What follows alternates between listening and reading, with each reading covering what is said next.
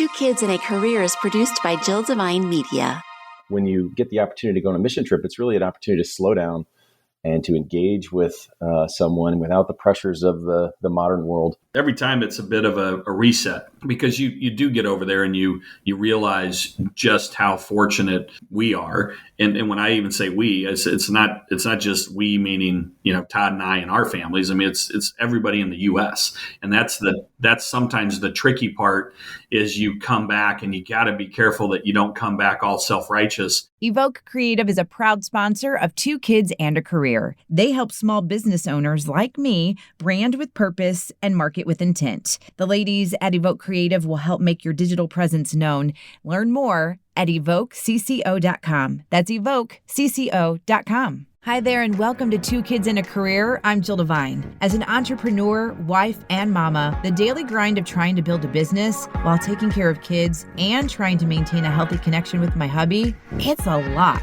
With this podcast, you're going to hear candid conversations with other moms, parenting experts who can share their knowledge and insight, or you'll just hear me rambling to get it all out. There's going to be tears, there's going to be laughter, but most importantly, there will be support. Take a listen and connect with me so we can grow and learn from one another. This is Two Kids and a Career. Welcome to episode 93 of the podcast. And this is an episode where I feel very prepared, but yet not prepared at all. And it has to do with an amazing organization that I've known about for a while, but have just started digging in. And it's Hearts and Hope for Uganda. So I have the founders of this organization on the podcast. Let me first introduce Andy Wiggins and Todd Larkin to the podcast. Thanks for coming on, guys. Thanks for having us. Yeah, absolutely. Thank you. So we have obviously talked behind the scenes, and I know some of the story about what has led you guys to Hearts and Hope, but I want to give a little bit of a background that I attend Messiah Lutheran in a suburb of St. Louis, and so do you two. And it's this partnership that we have now with Hearts and Hope, where basically, and this is just me doing the layman's terms for anyone listening, we have a chance to help the different villages in Uganda and sponsor a child and get that child the education that they so deserve and need. And that's basically the gist. And I have seen this, and I have seen individuals in the congregation go on mission trips and have always been interested. And then this year, it was the push for kids to get sponsored, and my husband and I looked at each other and we said, we're in. And so now we have sponsored a boy named Derek. I have his little journey with us so far, and it's very, very new. You can read about it at jilldevine.com, but I still have lots of questions, and I still don't know how all of it works. So I thought that I would bring you two on, and I want to start with the background of how you two even know each other and how you began this amazing organization. So I'll jump in. This is Andy.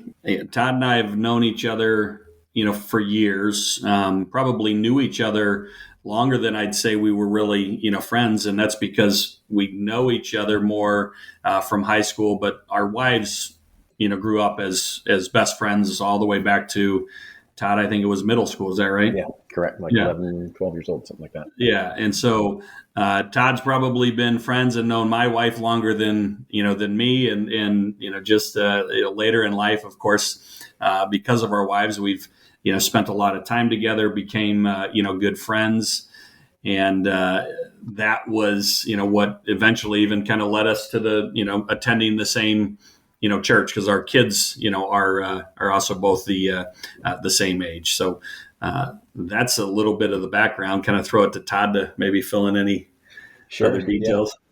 So to Andy's point, both of our kids are same age. Both are his oldest and our youngest. They're both we both have two kids, and so our oldest kids are the same age, and our youngest kids are the same age as well. And we started, our oldest started attending Messiah, and our kids just absolutely loved it, and ended up attending I moved from one church to Messiah, and really the background of Hearts and Hope really is it started at Messiah. Messiah had been partnered with a village in Uganda for several years. And I think going back to 2006 is when they took their first trip to Uganda, and they really found a place where they could. Messiah found a place where they could really anchor and in a community and get to develop relationships with the people in that community, get to know them, get to understand their challenges, but also their joys, and vice versa. That village could get to know the people of Messiah. And Andy, in 2010, at a baseball game, mentioned to me that hey, there was a mission trip earlier this year, and I'm thinking about going next year. He'd never been on a mission trip. I'd never been on a mission trip. We both worked for corporate America. I still do. Andy's now a small business owner, but we've never been on a mission trip. We're not quote unquote missionaries in our minds.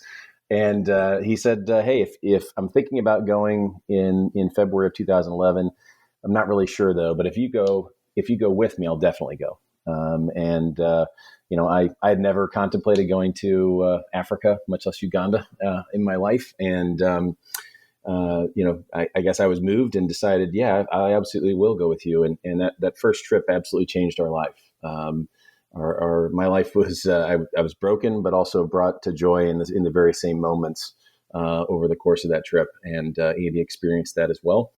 And at the end of the day, some of the things that we experienced on that trip with Messiah, we basically wanted to take that same involvement and model, as it were, that Messiah was doing with this village of Nakabango, and allow others to join in that very same experience, from sponsoring a student, getting to know your student, hopefully getting to meet your student if you ever get the chance to go over to Uganda, but also just the community engagement and the relationships that were developed between people on the trip, people back at home, and these, our partners in Uganda.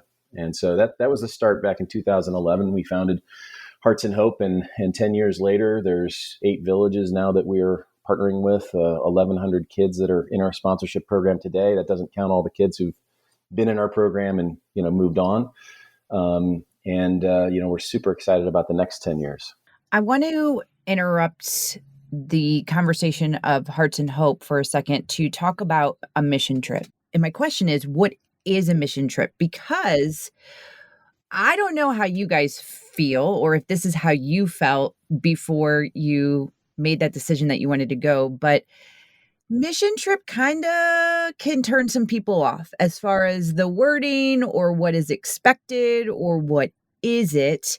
And one of the reasons why I wanted to have you two on, you guys are totally normal guys that talk about how you can just hang out and, just normal. So explain the whole mission trip idea and process so that regular people like you and me know what it is. So the interest, I'm sitting here, of course on a podcast, you can't tell, but I'm just smiling because everything you just said is exactly what was going on in my head.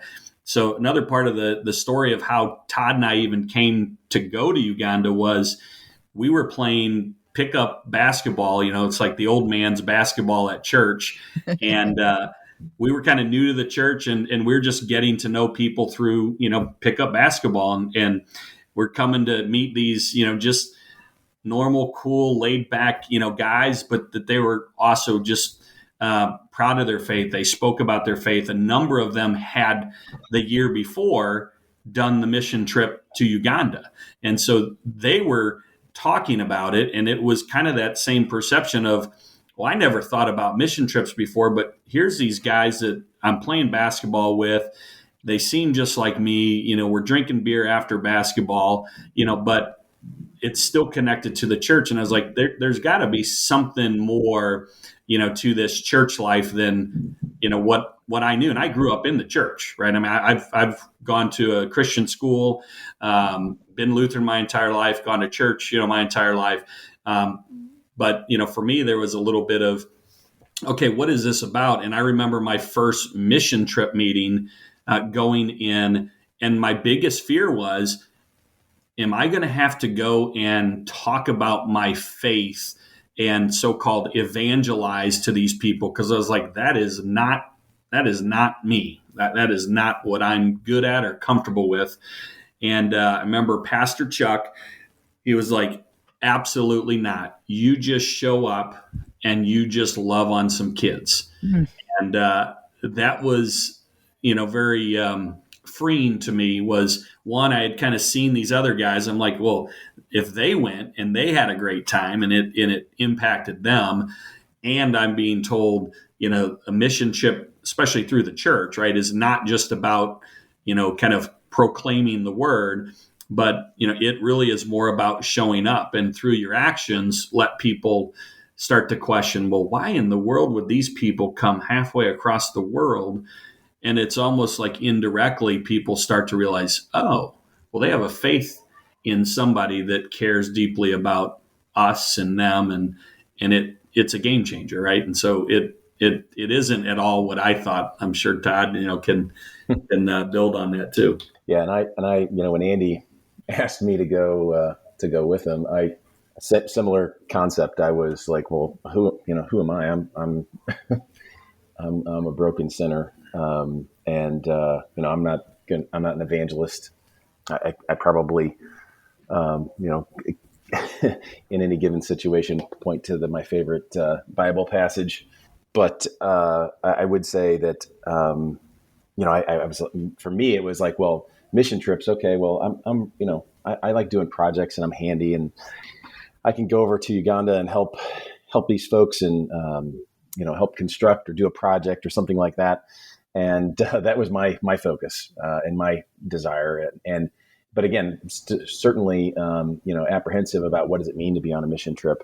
And at the end of the day, what Andy described is 100% accurate. And to the point where, we try not to do projects. We don't like to have, Americans flying over to a third world country and providing quote unquote free labor that, the local community or, the locals could do themselves as well as get paid to do that work. We really, the focus and it, my eyes were open wide on that first trip is come and meet and interact and engage with this community and these people who are your brothers and sisters in Christ. And they have a joy in them, and it's rooted in faith. Go experience that with them and just understand them and learn about their culture and ask questions and get a better appreciation for the challenges that they face, but also the joy and the benefits and the assets that they bring.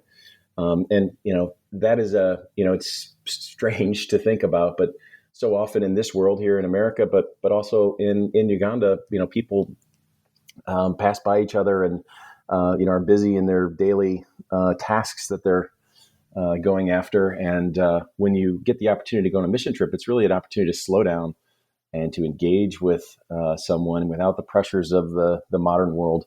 My wife on her first mission trip made the comment of, how many times am I at home in America and have an opportunity to just pause and interact and in a really deep and profound way with someone. And even if it's someone I'm just now meeting, it's such a unique experience that doesn't always happen, in today's society. And I would have to think too that after you come back from Uganda, or even when you're in Uganda, your appreciation for what you have here has to just magnify. Absolutely. But there's also, and that I will tell you that, some of the guidance that our pastor Chuck gave us, and we were fortunate enough that he was on that trip with us. He said, when you come back and your kids, at that time our kids were 9 and 6, they're going to ask you for this video game or take me out to dinner or give me this toy.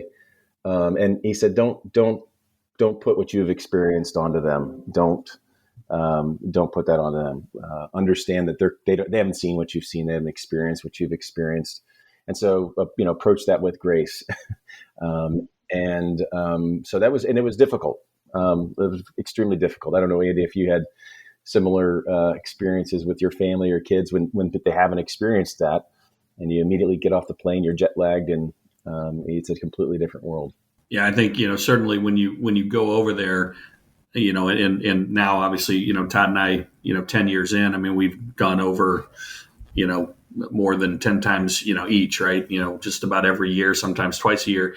Every time it's a bit of a reset, because you do get over there and you realize just how fortunate, we are. And when I even say we, it's not just we, meaning, Todd and I and our families. I mean, it's everybody in the U.S. And that's sometimes the tricky part, is you come back and you got to be careful that you don't come back all self-righteous, and Chuck's been great. He's like, look, nobody that goes over there, is expected to come back and sell everything so that they can serve the poor. But what he really looks for, and what we get great enjoyment out of now as an organization, is introducing people to these people in Uganda and seeing the fire ignited in them to try to make a difference, whatever that difference is, right? And for some people, it might mean writing a $100,000 check and saying, I'll build a brand new school. For other people, it might be as simple as, I'm going to donate to the, food program because we've got, kids that, were struggling during the pandemic. And then obviously for a lot of people, the way they get deeply connected is through sponsoring a kid. And so, going over there, it's heart-wrenching and it's great at the same time. But, it's a different world. It's hard to really compare, but we hope, and I think for Todd and I, we both agree, we'd like to think we're kind of so-called better people for having experienced Uganda, but it doesn't mean, we don't still like nice things. It doesn't mean I still don't, want the, new fancy, car or, something at the house. It just means I think a little bit harder about what I do and how I share my treasures and my gifts. That's really all we can ask of anybody that, gets involved in what we're doing in Uganda. So you mentioned one of the key components of your organization, which is sponsoring a child, and not necessarily a child. You could say a young man or even a young woman. And I know from what I have experienced at our church that it is a direct situation, meaning I know that the person we decide to sponsor is going to hear from me, is going to hear from my family. I don't think that's the case in a lot of situations. And I believe me when I say any organization that wants to help out in situations like this is amazing. It really, truly is. Obviously, we can't, argue that. But there is, going back to the whole idea of a mission trip and what we have assumptions about it being, there's some of that too when you're watching TV and you see some of these commercials come on. And I think that people have just been burned a lot. And they're very cautious and they want to make sure, hey, what I'm trying to help and do, I really want to help and do. And so I hope that makes sense as to why I want to talk to you about the specifics of the kiddos that are getting sponsored. Yeah, I think that, certainly, we've all experienced, those moments where you're watching TV is the perfect example. And, you see the videos of, the hungry kids in Africa. And, for some of us, it goes back to growing up, when there was a lot of that was, happening in the world, or, it's the sick animals that Yes. need, help. And so it's a great cause. Those organizations are doing great things. But I think the reality is we as people, as humans, first and foremost, we want to trust that where we're sending the money, it's actually going to do good. And so I think for us at Hearts and Hope, one, we're still small, and two, most of the people that we're working with and that are involved, know somebody that has literally gone to Uganda and, seen firsthand the difference that we're making, and whether it's meeting your own kid, or a lot of people go over now and they're meeting their kids, but they're also meeting their neighbors' kids and their friends' kids. So there's something about just working, I think, with a small nonprofit that the people that are kind of running it, working in it, involved, have been over, that makes a big difference. And then I think that last part is, I think people also just want to know that the dollars I'm investing are making a difference. And sometimes it's difficult. I mean, we do lots of big projects, right? But sometimes it's difficult, if you're trying to raise $100,000, to build a new school, for somebody to feel like, their $300, donation is really making a difference, right? Because if you break it down, it's kind of like, all right, well, I probably just bought, a couple bricks, right? To oversimplify.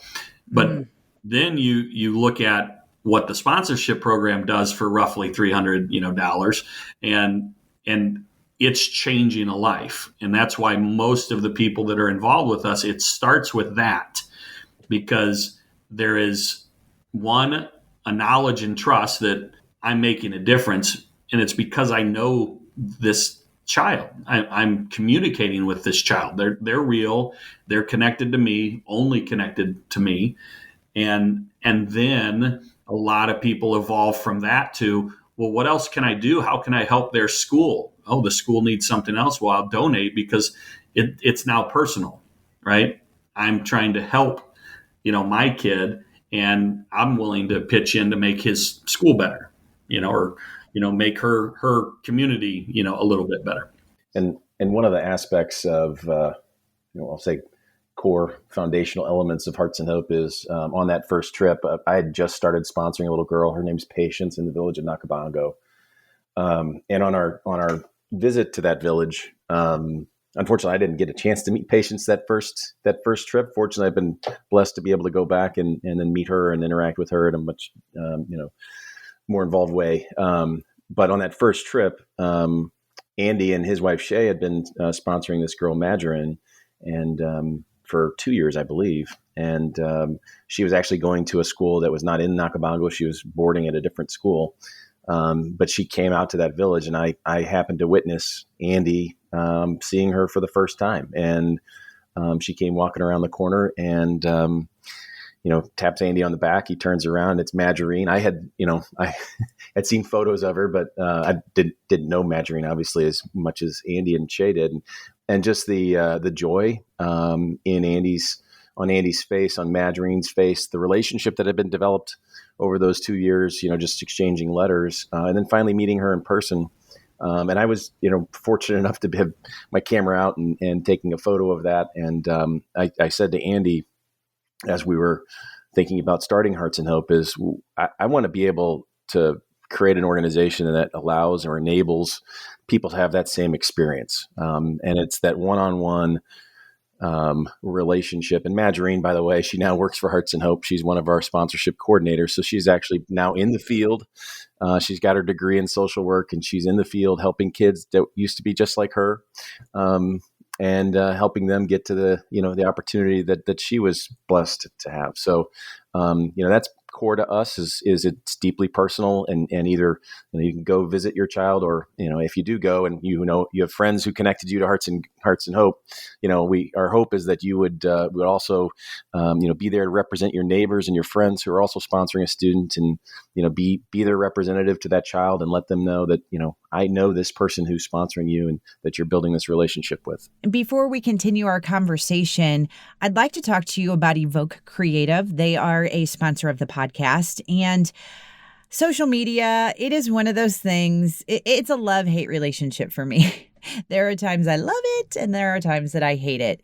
But as a business owner, I know how important social media is. And there are times where I just feel lost, or I don't feel creative, or I don't really know how to get my message across. And that's where Evoke Creative comes in. So here's what I love that they do. They offer free advice. They offer free tips to individuals to help. And they're not trying to do anything other than just give you a little bit of love and let you know how effective some of these tips are when it comes to your social media, especially businesses. And then if you find yourself really loving what they're doing, they can help you even more. And they are so awesome with small businesses. They pride themselves in that. And they would love to help you out, help you achieve more customers, help you achieve more revenue, whatever it may be, whatever your goal is. Check them out, evokecco.com. All right, let's get back into this week's episode. When you say it's personal, in the short amount of time that we have made a sponsor decision, yes, I am looking at Derek and his family right now as I talk to you. So I have mentioned this in some of my episodes, but I have this vision board. So yes, I record in my closet and I have a vision board in here, and Derek and his family are in here to just remind me whenever I see him, like, okay, things could be worse, things could be better, but things could be worse. And what does Derek need? And, obviously I want to spread the word about Hearts and Hope and all these great things that you're doing. But I also want to represent other people like me who have questions, who are a little confused and concerned about the sponsorship. And by that, I mean, I felt like, what do I do? How do I be there for Derek? How do I talk about Derek to others? How do I talk about Derek to, our own children? And you guys really provided some perspective to me on that, because I didn't know how we addressed Derek in our family. And by that, I mean, when we were at church and we saw that it was the day that you could go and you guys let the people pick who they want to pick. My husband and I looked at each other. We said, yes, we want to do this. And he said, well, why don't we go ahead and do this? And then we'll go get the girls, because they are basically what's known as Sunday school. And I said, well, I think they should be a part of this process. And he said, yeah, you're right.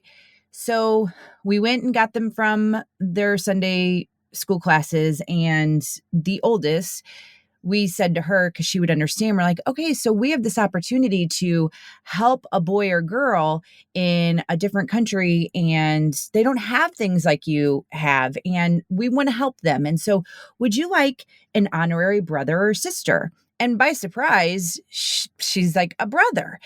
And then it didn't even dawn on me until we started getting into the sponsorship. Like, is that right to say? As a mom, how would I feel if somebody was like, oh, they said that your daughter is their honorary daughter, or things like that? So that's another conflict that I think people don't understand or know what to do or how to wrestle with. And I was hoping you could talk me through it and the listener through it.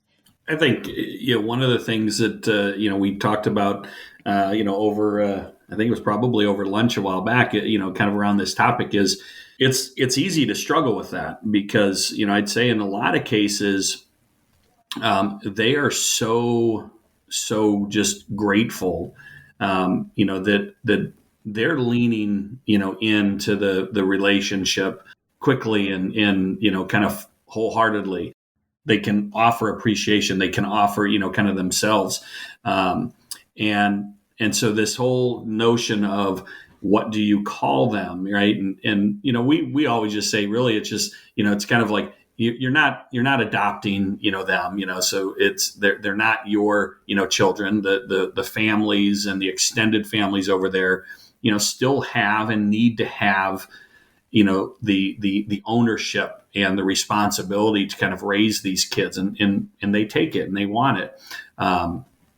But leaning in, and I love how you just said that, an honorary, brother or sister, because I think that shows the respectfulness, of the situation, which is, I think a lot of people want to feel like, these kids are part of their, extended families. At the same time, we're not really trying to replace, other people in their lives, right? and that's, I think, sometimes where the struggle comes. But I think, what you said, that phrase of honorary, brother, sister, honorary, son or daughter. I think that's wonderful. And then that other thing that I think we mentioned was just how culturally they're so different, to where, I believe we said, we're telling you the story, how everywhere we'd go, everyone's got, like 10 kids, and, Yes. and some of that is true, but it's not the way we would have perceived it, because when we hear, oh, this is my son, this is my daughter, right? We're immediately in the US thinking biological. Yes. Over there, no, if they have somebody in their family, because it's such a tight-knit family, community and culture, they'll call nieces and nephews sons and daughters. They'll call somebody that, has lost a parent that lives with them and hasn't gone through so-called an official adoption process, right? A son or a daughter. And so you almost over there, you have to almost unpack if you really wanted to understand. It's like, okay, well, how many of those kids are yours versus your sisters versus, but for them, I asked this question once, well, why would you not just recognize that as, that's your nephew? Well, in their culture, that would be insulting, because then I'd be treating that child differently than my own, which to me was like a crazy, crazy selfless concept, right? Because here I'm like, well, I'm gonna treat my biological kids different than, my nieces and nephews or children in Uganda that we're trying to help, and you just kind of realize it's just culturally that's who they are, right? And that's one of the things we love about it. It's incredible. It's so beautiful, and yes, so beautiful.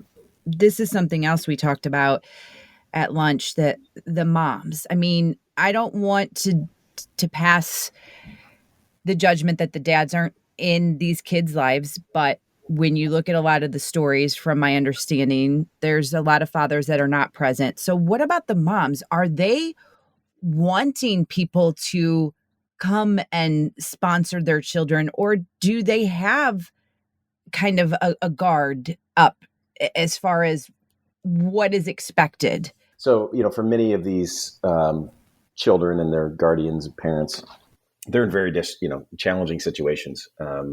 In most cases, they are, I'd say, probably the number one occupation that we have for our families.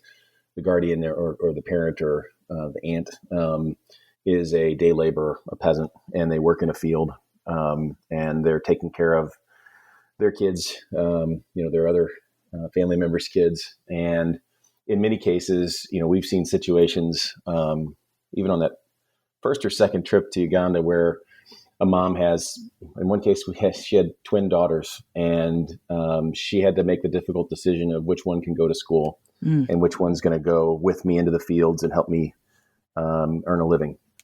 So when we launch a sponsorship program in a village and look for candidates for that sponsorship program, our team actually goes into that local village, works with the local leaders from the church. If there's a school there, we work with those school leaders as well, and they actually go out and select, interview the families, understand the situation that they have, to make sure that the kids that are being sponsored are the neediest in the community. So that is truly a blessing, because then mothers don't have to make that difficult decision that I just described. And what we found when we were creating Hearts and Hope, when we started to look at schools and how do they typically run, there are government-run schools that are, a typical classroom is 120 students in a classroom with one teacher and a blackboard, and it's rote learning, and it is what it is. And if you're very bright, you can perhaps get through, right? In schools that Hearts and Hope helped manage for several years, that typically what happens is you'll fill up a classroom, and about a third of the kids are able to pay their tuition on time. Another third will pay occasionally, and they'll pay, but they'll be in arrears, and eventually they'll make it up. But it's a struggle for them, but they have some level of income. And then there's a third of the kids that never pay, And what ends up happening with them is they'll go to school that first day, and they'll sit in the classroom for several weeks, getting as much education as they can. And then when the bill comes due at the end of the month and their parents haven't paid or they haven't shown up with their school fees, the bursar, the treasurer for the school, chases them away and says, don't come back until you have your school fees. And they'll go back and work in the fields with their parents for several months, earn enough money to come back with school fees, and they'll pay the school fees. And then they'll sit there for another month until the cycle begins again. And what ends up happening is they get a little bit of education spread out over multiple years, but it's not truly, the type of, the level of education needed. And so our Hearts and Hope sponsorship program is intended to focus on those kids who ultimately, wouldn't be able to attend a quality school like this, and pay for their school fees, and so that they don't get chased away. And so it truly is, I will say most parents that are, come into the program view it as a blessing, and are, excited to be a part of it, not only just from the paying of their school fees, but also because they now have someone, across the world who's investing in their family's life, and, they building that relationship. So I would say it's always a challenging question. That's a challenging situation to be in, but ultimately it's a blessing. I believe that there are going to be many more conversations that can be had between the three of us and even between your team on the development of Hearts and Hope and the development of what's happening in Uganda. So I have tons and tons and tons and tons of questions, which I will save for some other episodes. But as we wrap things up today, I think probably the best thing to wrap up with is that sponsorship. So I don't know if maybe I thought that a sponsorship was always open, or how does that work as far as when somebody can jump on board with that and exactly what they're paying for? We always have children available for sponsorship. We did a sponsorship drive at Messiah, and that coincided with the launch of a partnership in the village of Butagona. That partnership was launched because we had a generous donor that was willing to invest in the capital infrastructure and build a school, but we needed to fill the school with kids. And so Messiah agreed, hey, we'll do a sponsorship drive, which we can do. Any church or organization that wants to do that will come to your location and host a sponsorship drive, and you can get your organization, your church involved. But we do have children available on our website, heartsandhope.org. And we have 8 villages that we're partnered with. And there's children in every one of those villages that are looking for sponsors. And they either are, and we also highlight students who may have lost their sponsor, where someone has sponsored that student and gotten them several years into their education, but unfortunately weren't able to continue with the commitment. So you can visit our website and click Sponsor a Child, and you can look at student profiles and across 8 different villages, and select one. Go through the checkout process. You'll get a welcome packet in the mail. That sponsorship program basically pays for a year's worth of tuition. In our primary schools, Hearts and Hope actually helps fund the teacher's salaries. So we pay the teacher's salaries in each of those schools. But your student would get admission to that school, a uniform, quality leather shoes, which for many of them, the school uniform and the shoes, this is their Sunday best. They get meals, lunch every day, as well, a mosquito net. We also have the opportunity for people, when they do sponsor a student, to contribute to our medical fund, which allows us to respond to any acute situations that may come up, any urgent critical care. But we also use that fund to help provide for preventative treatments, such as anti-malarial, antifungal, anti-worm medication for the students. So there's opportunities to contribute beyond just the sponsorship program. Also, when you check out the website, you can see too the social media handles. And I encourage anyone and everyone to follow along, because seeing some of these cool stories, like, it's not all doom and gloom. Like, when I see some of those kiddos singing or playing soccer, it just makes me smile, because it's like, all right, we're all doing something. We're doing something to make these kids have a great day. Like, it's not always the sadness as the hook, you know what I mean? Like, there's good. And when you were talking about the sponsorship too, like, and going back to the whole personal story, I have to say, like, your team is so great at this, where anytime we can have any kind of communication, we're going to get it. Like, I remember getting an email saying, oh, hey, here's a picture of Derek on the day that he got notified that he gets to go to school. And they sent that picture, and it was really cool. It was just like, okay, this is why we do this. Like, this is really awesome. Yeah, we're very fortunate that we have an incredible staff. You know, we're still very small. We just have 2 full-time and 2 part-time, employees in the U.S. We've got a bigger team over in Uganda, but they care so deeply about, this mission and these kids that they want to do everything they can to make these connections. And our little tagline when we kind of built this all is develop relationships, create hope, transform lives. And it's kind of sappy or kitschy or whatever you want to call it, but it does start with that relationship piece. And so through those relationships, we are creating hope and transforming lives. And so we take very seriously, doing anything we can to allow people to feel connected to their sponsored child, to the community they're part of or supporting, because we feel the more people feel connected, the more good we're going to, do at the end of the day. And not only will lives be changed in Uganda, but, I think what we also continue to find out is the other mission is people in the U.S. that get involved, their lives change. They feel better about themselves because, they're finding, a way to give back to somebody that just needs a little extra, support or encouragement.